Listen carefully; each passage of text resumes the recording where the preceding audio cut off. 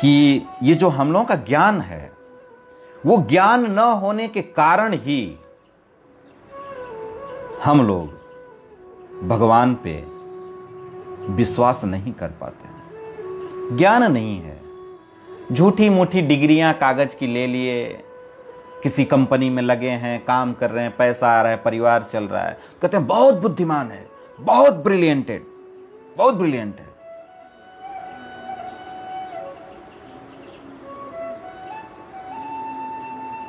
Brilliant किसको कहा जाता है, आज तक वो यही नहीं जान पाया।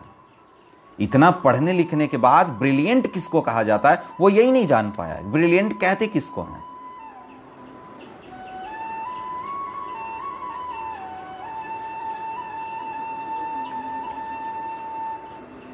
एक तो श्लोक हम लोग बचपन से पढ़ते आ रहे हैं, विद्या ददाति विनयम विनया ददाति पात्रताम पात्रत्वा धर्माप्नोति धनात् धर्मम ततः सुखम।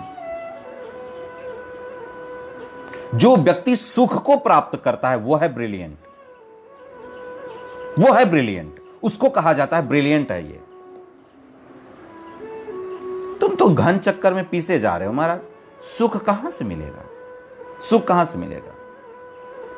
विद्या ददाति विनयम, पढ़ाई तो की लेकिन तुम्हारे अंदर विनय नहीं है, सहनशीलता नहीं है, फिर क्या पढ़ाई की आप?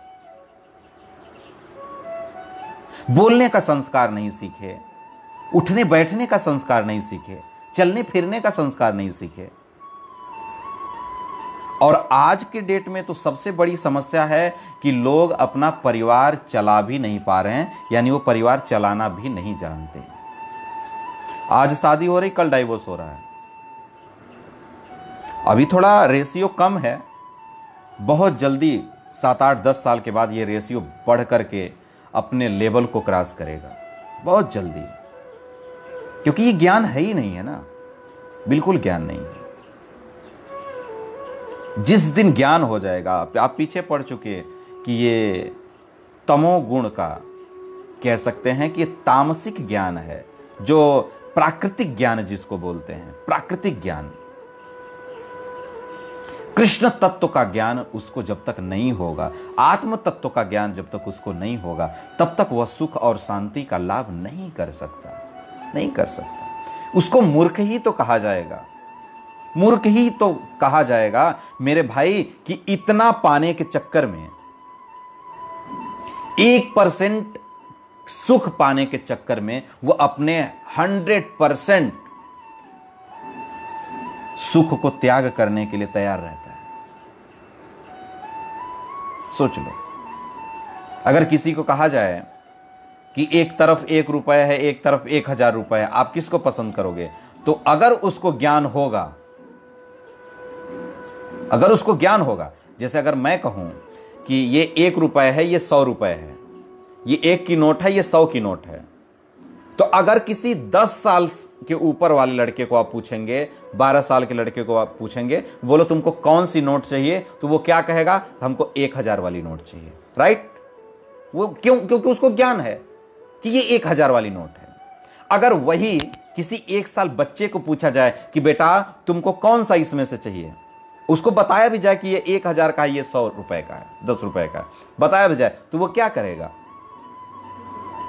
वो तो 10 वाली भी पकड़ लेगा ना, 100 वाली भी पकड़ सकता है, 10 वाली भी पकड़ सकता है, क्योंकि उसको ज्ञान नहीं है। तो जो सुख के पीछे भागता है, जो कृष्ण के पीछे भागता है, जो परम सुख के पीछे भागता है, जो परमानंद के पीछे भागता है, असल में टैलेंटेड वो है। आज के डेट में तो आदमी यही नहीं जानता कि अच्छाई क्या है, बुराई क्या है, अच्छी चीज क्या है, बुरी चीज क्या है, क्या हमें करना चाहिए, क्या नहीं करना चाहिए, क्या खाना चाहिए, क्या नहीं खाना चाहिए, क्या पीना चाहिए, क्या नहीं पीना चाहिए। यही व्यक्ति को नहीं पता है, क्या टैलेंटेड है।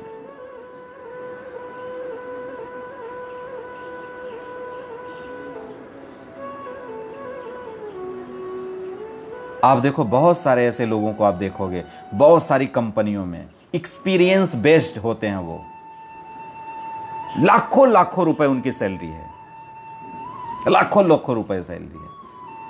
वो बहुत पढ़ा लिखा नहीं, लेकिन इस एक्सपीरियंस बेस्ड है वो। आज देखो बहुत सारे लड़के हैं आईआईटी करके, और कैसी कैसी डिग्रियां लेकर के जाते हैं, 15-16 हज़ार, 20,000, 25,000 रुपये में नौकरी करते हैं। ये तो पढ़ के गया ना, तो इसको तो अच्छा कमाना चाहिए, लेकिन नहीं, एक्सपीरियंस, उसके पास एक्सपीरियंस है, कंपनी मांगती है आप एक्सपीरियंस दिखाओ। तो कहने का तात्पर्य यही है कि आपका इस जीवन का एक्सपीरियंस क्या है। ऐसा ना हो कि जब आप एक्सपीरियंस, आपको पता चले इस जीवन का एक्सपीरियंस निकल करके आप सामने आए, या आप कह सकते हैं कि जब आपके पास इस जीवन का एक्सपीरियंस हो तब आप कुछ करने लायक न रह जाएं, तब कुछ करने लायक न रह जाएं। उससे पहले हमें इस तत्व का ज्ञान हमें हो जाना चाहिए। होगा कैसे? भगवान की कृपा होगी तभी होगा।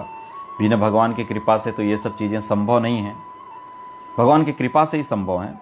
इसलिए कह रहे हैं भगवान की उन्मुखता जो है वही विद्या है।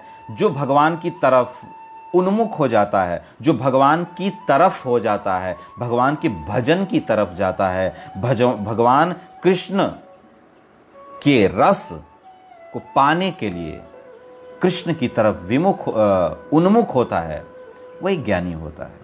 और जो विमुख हो जाता है कृष्ण से, वो व्यक्ति अज्ञानी होता है, उसको कहा जाता है अविद्या। विद्या और अविद्या यही है। जय कृष्ण भजे से ही बड़ो चतुर, चैतन्य चरितामृत में बोला गया। जो कृष्ण का भजन करता है वही चतुर है, वही बुद्धिमान है। जय कृष्ण भजे से ही चतुर।